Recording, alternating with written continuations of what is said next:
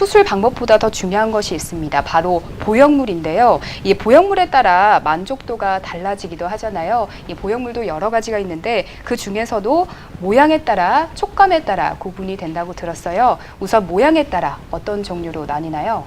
예, 맞습니다. 보형물에 따라서 모양과 촉감과 움직임이 달라지기 때문에 수술 못지않게 어떤 보형물을 선택하느냐가 결과에 큰 영향을 끼치게 됩니다. 먼저 이제 모양에 따라서는 라운드 타입과 물방울 타입 이렇게 두 가지로 나눕니다. 라운드 타입은 이렇게 동그랗게 돼서 돔 형태의 어떤 보형물로 흉곽 내에서는 조금 이렇게 자유롭게 조금 움직일 수 있기 때문에 가슴에 운동성을 주기에는 조금 용이하고 또 대칭성을 맞추기는 쉽습니다. 근데 하지만 이제 윗가슴이 조금 볼록해 보여서 인위적인 느낌이 들 수 있다. 이런 단점은 좀 있습니다. 반대로 이제 물방울 타입은 가슴 라인과 자연스럽게 이렇게 연결되어서 위쪽 부분은 사슴 모양을 유지하고요. 근데 아래쪽 부분은 동그랗게 만들 수 있기 때문에 좀 더 자연스럽다 이렇게 이야기는 합니다. 근데 하지만 이제 보형물에 움직일 경우에는 이 대칭이 틀어지게 되고요.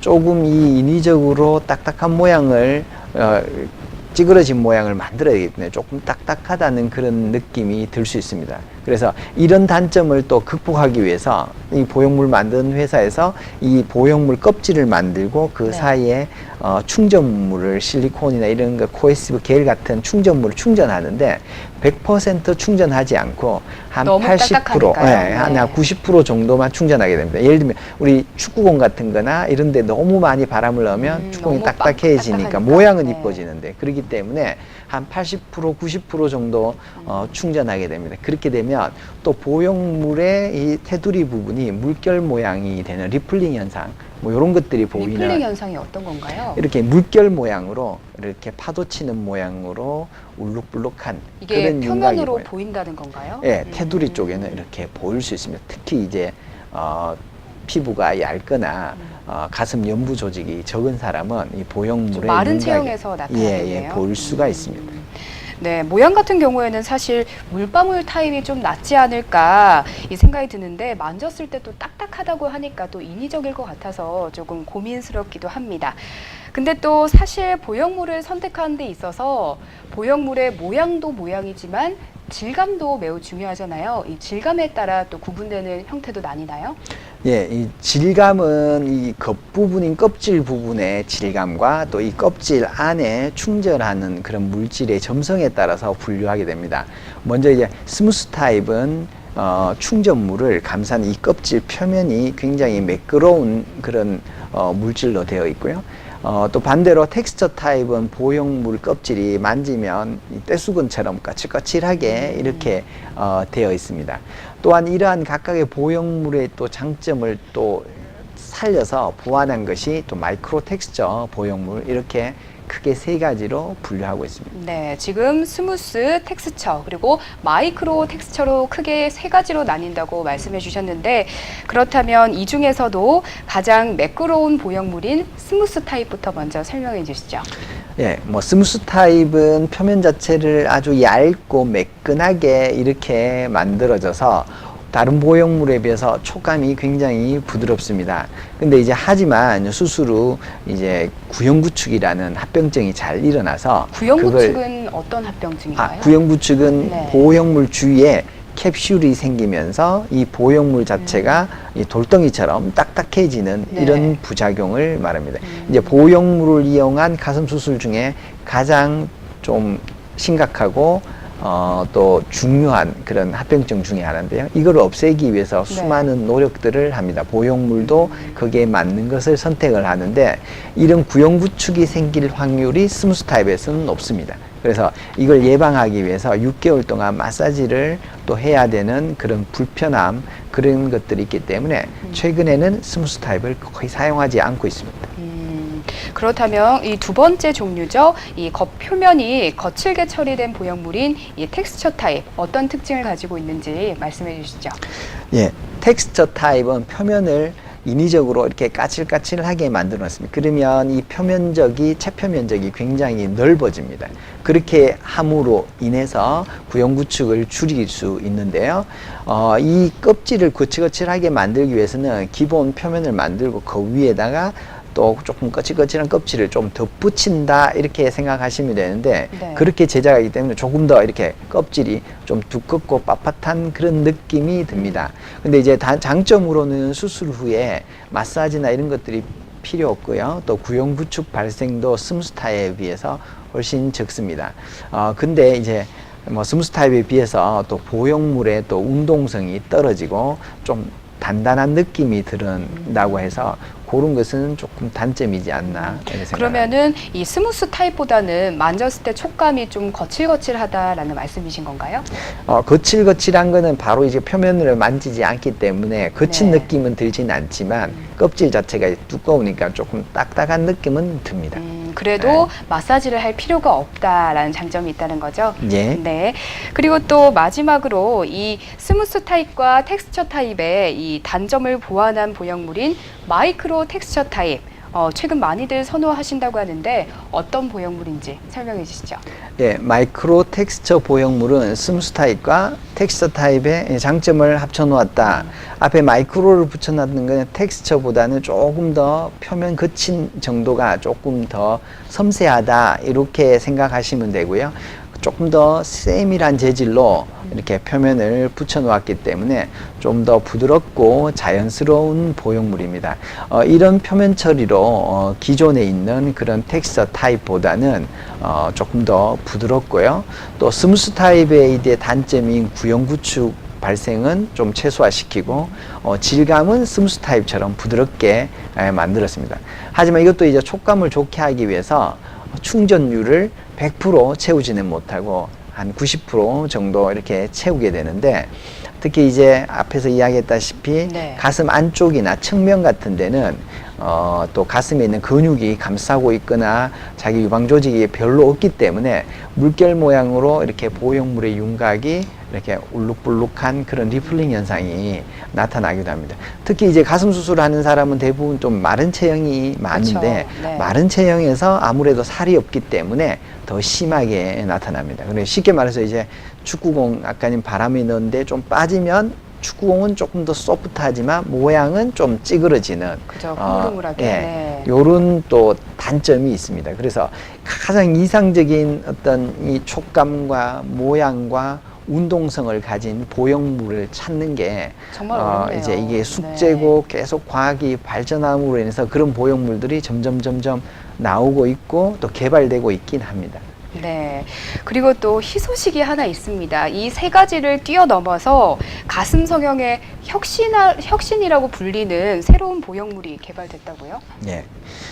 가장 최근에 이제 프리미엄 보형물로 이제 모티바 보형물 뭐 이런 것들을 이야기하고 있습니다.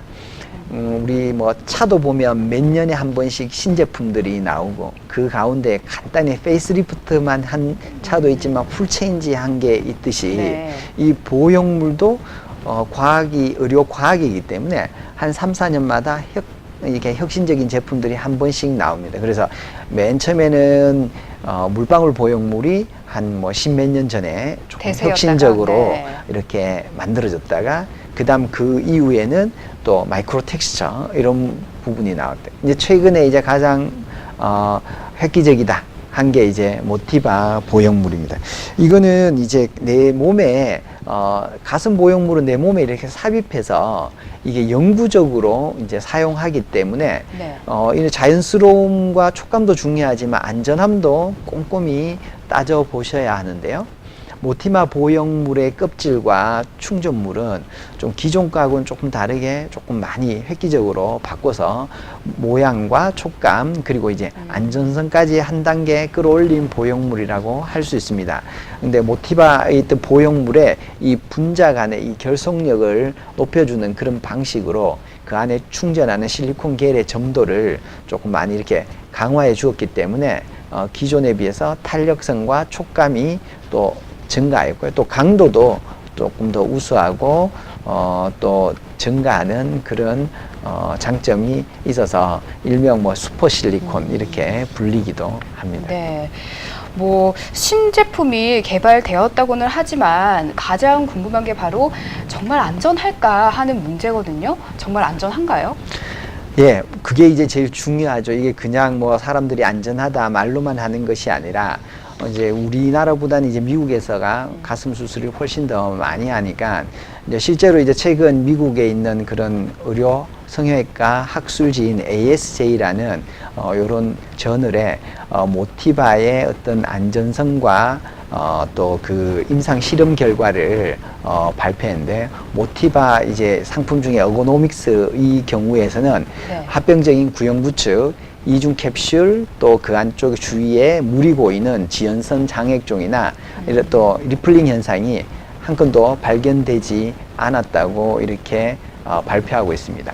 그리고 이제 사람의 표면 기저층을 모방한 또 인체 친화적인 보형물로 또 수술 후에 또 합병증에 대한 위험을 낮출 수 있다고 또 이렇게 추가적으로 발표하였는데요. 특히 이제 모티바 보형물에는 안전을 위해서 이제 다양한 기술력이 이제 적용되어 있습니다. 안전 및 제품 정보를 이렇게 알 수 있는 그걸 보증하는 고유 식별 장치가 이게 삽입되어 있어서 휴대용 이런 칩이요? 예, 네. 칩 아주 작은 칩이 들어가 있는데 우리가 가끔씩 이제 재수술을 우리 병원에서 한 분들이 아닌 경우에 뭐가 이렇게 있는지 잘 모르는데 이 손바닥만한 스캐너를 이렇게 스캔하면 그 안쪽에 어떤 사이즈의 어떤 형태의 어떤 시리얼 넘버를 가진 보형물이 들어있는지를 누구든지 알 수 있어서 모티바 지정병원에서는 그 정보를 가지고 재수술을 할 수 있기 때문에 이것으로 인해서 재수술을 할 때 다양한 정보를 알고 수술을 할 수 있어서 큰 도움이 되기도 합니다. 근데 이 보형물 안에 이 칩이 혹시나 인체에 나쁜 영향을 주진 않을까요? 예. 그래서 이 칩이 문제가 되지 않을까 뭐 네. 이런 걱정하는 분들도 있는데 이 칩은 이제 유럽 CE 마크 또 한국 식약처에서도 안전하다고 그렇게 이야기가 되었고 걱정하는 건 혹시 이제 공항 검색대에서 걸리지 않을까 이런 네. 생각인데 그럴 수도 그거는 있겠네요. 전혀 이제 체크되지는 않는다고 합니다. 네, 이 실리콘 안에 삽입된 칩을 통해서 내 보형물의 정보를 확인할 수 있고 또 안전성도 논문을 통해 확인되었다 하는 말씀 같습니다.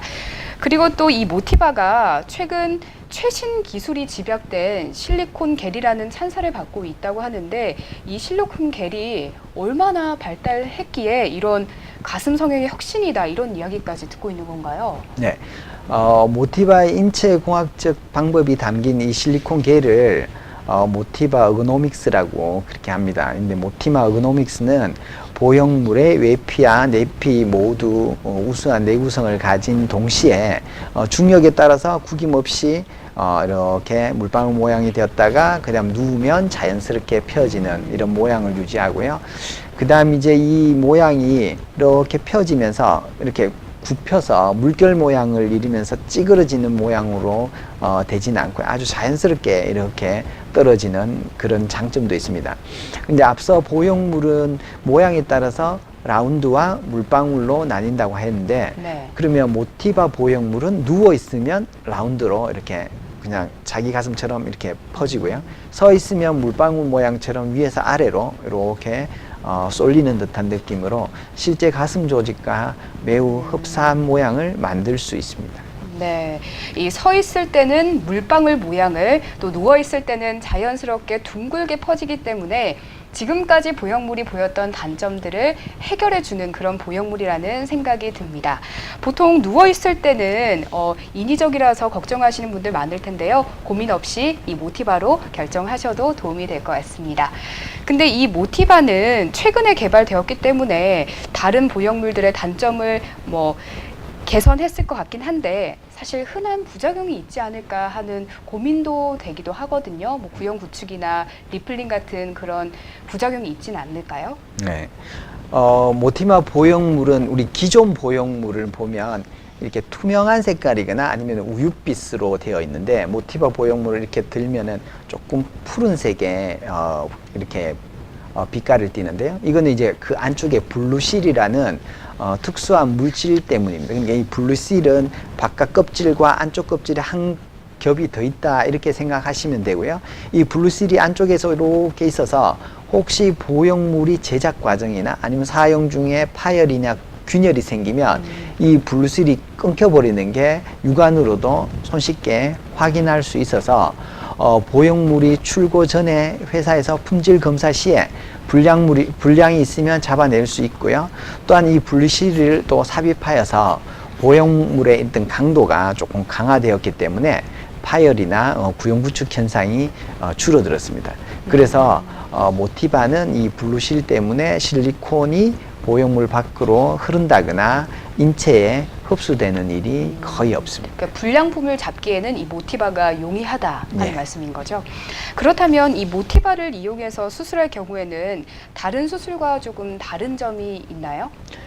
예, 모티바는 보형물 표면이 굉장히 세밀하고 매끈하게 또 신축성도 뛰어나기 때문에 한 2, 3cm 정도의 이 작은 절개창으로도 보형물에 삽입이 가능합니다. 그래서 수술 시에 절개 부위가 좀 줄어들 수 있고요. 그만큼 뭐 출혈이나 통증이 적고 또 흉터에 대한 부담이 적어서 빠른 회복을 원하는 분들이 많이 선호하고 있습니다.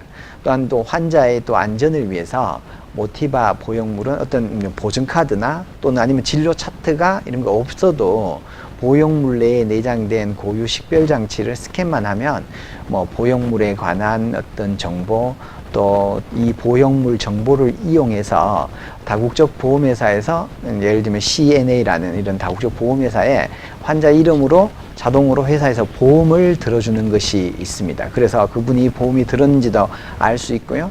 그래서 만약에 이제 수술 후에 5년 이내에 파열이나 뭐는 3단계, 4단계 구형부축이 발생하면 재수술 비용을 또 지원받을 수가 있습니다. 그래서 모티바 보형물 회사가 그만큼 뭐 부작용이 적다는 자신감의 표현이지 않나 뭐 이런 생각도 듭니다. 네, 5년 이내에 부작용이 나타나면 무조건 재수술 네. 비용을 받으시는 건가요? 재수술 비용의 일부를 그 회사에서 지원을 해주게 됩니다. 네, 수술 후에 5년 이내에 구형 부축 등 부작용이 생기면 재수술 비용을 받을 수 있다고 하니까요. 보다 안심하고 수술하셔도 될 것 같습니다. 그래서 그런지 요즘 이 가슴 재수술을 할 때도 이 모티바를 이용해서 하시는 분들이 많다고 하는데 실제로 그런가요? 예, 뭐 가슴 재수술의 원인은 여러 가지가 있는데 그 주요한 원인 중에 하나가 보형물입니다. 본인에 맞지 않는 보형물의 선택으로 뭐 구형구축이라든지 리플링 같은 문제가 이제 야기되거나 이제 과거에 사용한 보형물이 수명을 다해서 재수술이 필요한 경우도 종종 있긴 합니다. 뭐 최근에는 합병증은 전혀 없는데 더욱 자연스러운 어떤 촉감과 또 탄력적인 움직임 또 안전을 원해서 모티바 같은 이런 보형물로 교체하려고 재수술 상담을 하는 분들도 늘어나고 있긴 합니다. 하지만 이제 모티바 보형물이 구형부축 등 합병증이 굉장히 낮고 장점이 많긴 하지만 모티바 보형물의 경우 또 이 안전과 또 실력이 검증된 일부 성형외과에만 공급되고 있기 때문에 병원을 선택하기 전에 이 모티바 지정병원인지를 여부를 반드시 확인하고 해당 병원의 어떤 안전 시스템이라든지 사후관리 시스템이 잘 갖춰져 있는지도 함께 살펴봐야 할 것 같습니다. 네, 그리고 또 환자분들이 궁금해하는 것이 이 가슴 성형에 걸리는 수술 시간과 회복 기간이 어느 정도 걸리냐 하는 문제거든요. 어떤가요? 예, 뭐 수술 시간은 뭐 대략 1시간 내외로 수술 자체는 그렇게 하면 이제 끝이 나고요. 회복 기간은 또 개인에 따라서 조금 다를 수 있지만 보통 이제 2, 3일 후부터 일상생활은 하실 수가 있습니다. 생각보다 좀 짧게 걸리는 것 같아요. 예. 네. 네, 가슴 성형 수술은 수술도 중요하지만 수술 전에 주의해야 하는 것도 있을 것 같아요. 한번 짚어주시죠. 예. 뭐 가슴 성형은 뭐 수술이 짧고 그렇다고는 하지만 그래도 그렇게 간단한 수술은 아닙니다. 그렇기에 수술 전에 안전을 위해서 혈액 검사라든지 심전도 검사, 엑스레이 검사를 통해서 가슴 성형을 할 수 있는 전신 어떤 컨디션인지를 먼저 체크해야 합니다. 이제 특히 이제 수술 전에 유방 초음파 검사를 하는 것도 좋을 것 같은데요. 이제 초음파 검사를 통해서 유방 조직에 어떤 양성 혹은 뭐 악성의 어떤 혹이 있는지를 다시 한 번 더 체크하고요. 만약에 양성 혹이 있다면 가슴 네. 수술과 동시에 혹을 제거하는 수술을 해버린다면 회복기간 면에서도 도움이 될 것 같습니다. 또 안전한 수술을 통해서 건강한 가슴 성형을 하기 위해 유방외과와 성형외과가 같이 협진 가능한 병원을 선택하는 것도 좋을 것 같습니다. 그리고 또 내 몸에 들어가는 이런 보형물이 한국식약청이든 외국 어떤 인정받은 그런 정품 보형물인지 확인하는 것도 중요할 것 같습니다. 네, 가슴 성형 전에 꼭 내 유방이 건강한지 또 전반적인 몸 상태를 확인한 후에 수술을 하시는 게 중요할 것 같습니다. 또 수술 후에 관리를 어떻게 하느냐에 따라 수술 그 결과도 천차만별일 것 같은데 수술 후에 어떤 관리가 필요할까요? 네, 수술만큼 중요한 게 수술하고 난 뒤에 관리겠죠. 그래서 그 관리법을 유념하고 지킨다면 만족할 만한 어떤 수술의 결과를 얻을 수 있습니다. 그럼 몇 가지 이제 수술 후에 주의사항을 알려드리면요. 수술 한두 달간은 좀 보정 속옷을 착용해 주는 것이 좋습니다. 보정 속옷의 착용은 가슴 모양을 잡아주고 이게 주목적이긴 하기 때문에 한 2개월 정도는 착용하고 그 이후에는 와이어가 없는 속옷을 착용하시는 게 좋고요. 한 6개월 뒤부터는 와이어가 있는 일반 속옷을 착용해도 됩니다. 또 이제 가벼운 운동은 한 일주일, 과한 운동은 한 달 뒤부터 하시는 게 좋을 것 같고요. 또 수술 후 한 달간은 팔을 너무 많이 사용하는 무리한 운동은 피하시고요. 금연, 금주는 반드시 하셔야 됩니다. 마지막으로 이제 5년이 지나면 이제 보형물의 어떤 손상이 있을 수도 있으니까 2년에 한 번씩은 검사를 받는 것을 권하고 있습니다. 네, 보정 속옷 꼭 착용하기, 무리한 운동하지 않기, 그리고 금연 금주하기 꼭 실천해 주시기 바랍니다. 오늘 가슴 성형에 대해서 알아봤는데요. 마지막으로 시청자분들께 당부한 말씀 부탁드립니다. 예, 가슴 성형 역시 다른 부위 성형과 다르지 않게 부작용에 대한 소식을 심심치 않게 들을 수 있는데요. 특히 이제 가슴 성형의 대표적인 부작용으로 이제 구형구축을 들 수 있습니다. 구형구축이란 가슴이 단단해지는 그런 현상으로 사실 이는 부작용이라기보다는 보형물에 대한 우리 신체의 일반적인 반응이라고 할 수도 있습니다. 근데 하지만 이게 여러 가지 이유로 피막이 과하게 두꺼워지면 보형물을 압박하게 되면서 구형구축이 발생이 하게 되고 이게 문제가 됩니다.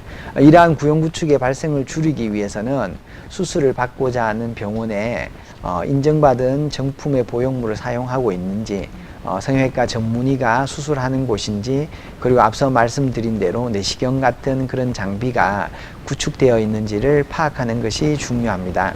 또한 이제 전신마취하에서 수술이 이루어지므로 마취과 전문의가 상주하고 있는지도 함께 체크해 보면 가슴 성형을 선택하는데 도움이 될 것 같습니다. 네, 웬만하면 가슴 성형 전에 성형외과 전문의가 맞는지, 그리고 마취과 전문의가 상주하는 병원인지, 그리고 경험이 많은 곳인지 꼼꼼하게 따져본 후에 하시는 게 좋겠습니다. 이제 여기서 원장님과 인사를 드려야 할 것 같아요. 오늘 도움 말씀 감사합니다. 감사합니다. 네, 오늘은 제니스병원의 정영원 원장님과 함께 가슴 성형 수술에 대해 알아봤는데요. 가슴 성형에 대한 잘못된 상식과 자극적인 홍보들이 참 많습니다. 그렇기 때문에 올바르고 안전한 수술을 위해서는 광고에 현혹되지 말고 반드시 경험이 풍부한 의료진에게 상담하시고 자신에게 가장 잘 맞는 수술을 받으시기 바랍니다. 그럼 JCN 건강 플러스 여기서 마치겠습니다. 함께 해주신 여러분 고맙습니다.